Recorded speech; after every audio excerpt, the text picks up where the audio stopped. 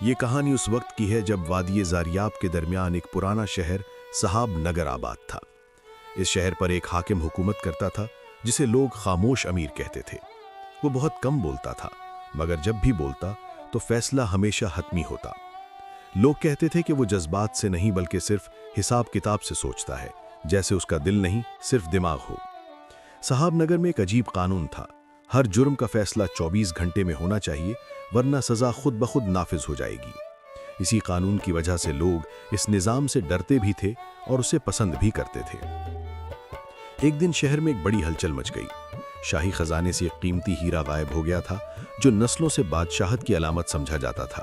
یہ ہیرا نور صحاب کہلاتا تھا۔ اسی رات شہر کے شمالی دروازے کے قریب ایک نوجوان کو گرفتار کیا گیا۔ اس کے کپڑوں پر مٹی لگی تھی، ہاتھ کانپ رہے تھے اور اس کے پاس ایک چھوٹا سا صندوق تھا۔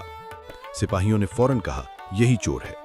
نوجوان نے کہا، میں چور نہیں ہوں، میں صرف یہ صندوق واپس کرنے جا رہا تھا۔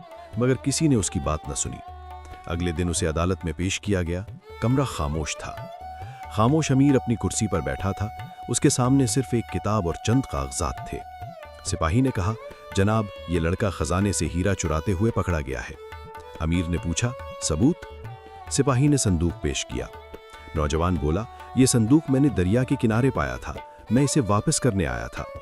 امیر نے اس کی طرف دیکھا اور کہا، قانون واضح ہے، جو خزانے سے جڑی چیز کے ساتھ پکڑا جائے وہ مجرم ہے۔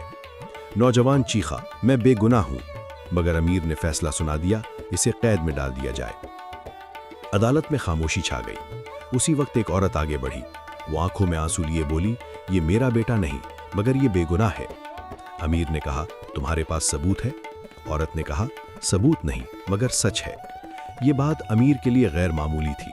وہ پہلی بار کچھ دیر خاموش رہا، پھر اسی رات ایک بوڑھا دربان امیر کے پاس آیا اور کہا، اگر آپ حقیقت جاننا چاہتے ہیں تو خزانے کے پرانے ریکارڈ دیکھیں۔ امیر نے پہلی بار فائلیں دوبارہ کھلوائیں۔ اس میں لکھا تھا کہ نور صحاب ہیرا ہر 50 سال بعد ایک خفیہ جگہ پر منتقل کیا جاتا ہے تاکہ اسے محفوظ رکھا جا سکے۔ یہ کام صرف شاہی مشیر کرتا تھا۔ اچانک ایک حقیقت سامنے آئی، مشیر پچھلے کئی دنوں سے غائب تھا۔ اگلے دن شہر میں خبر پھیلی کہ دریا کے کنارے سے کچھ نشانات ملے ہیں، جیسے کوئی چیز جلدی میں چھپائی گئی ہو۔ نوجوان اب بھی جیل میں تھا، بار بار کہتا تھا، میں بے گناہ ہوں۔ لوگ اس پر ہنستے تھے۔ مگر پھر ایک اور واقعہ ہوا۔ ایک سپاہی نے بتایا کہ خزانے کے کمرے کا دروازہ اندر سے کھولا گیا تھا، باہر سے نہیں۔ یہ سن کر امیر پہلی بار چونکا۔ اس نے حکم دیا، تحقیق دوبارہ کرو۔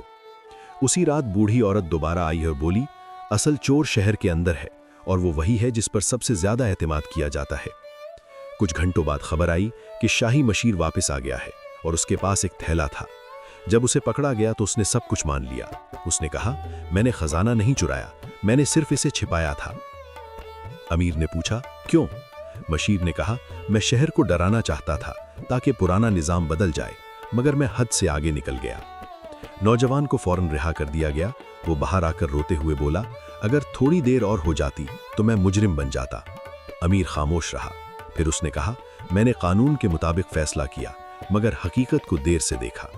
بوڑھی عورت نے کہا، انصاف صرف قانون نہیں ہوتا، کبھی کبھی انتظار بھی ہوتا ہے۔ آخرکار نور صحاب واپس خزانے میں رکھ دیا گیا اور مشیر کو سزا دی گئی۔ نوجوان نے جاتے ہوئے امیر سے کہا، اگر آپ پہلے سچ تلاش کرتے تو میں قید نہ ہوتا۔ یہ بات امیر کے دل میں ہمیشہ کے لیے بیٹھ گئی۔ اس نے نیا اعلان کیا، اب فیصلہ صرف 24 گھنٹے میں نہیں ہوگا، بلکہ جب تک حقیقت مکمل واضح نہ ہو کوئی فیصلہ نہیں ہوگا۔ اور اس دن سے صحاب نگر کا قانون بدل گیا۔ لوگ کہتے ہیں کہ خاموش امیر اب کم بولتا تھا، مگر پہلے سے زیادہ سمجھدار ہو گیا تھا۔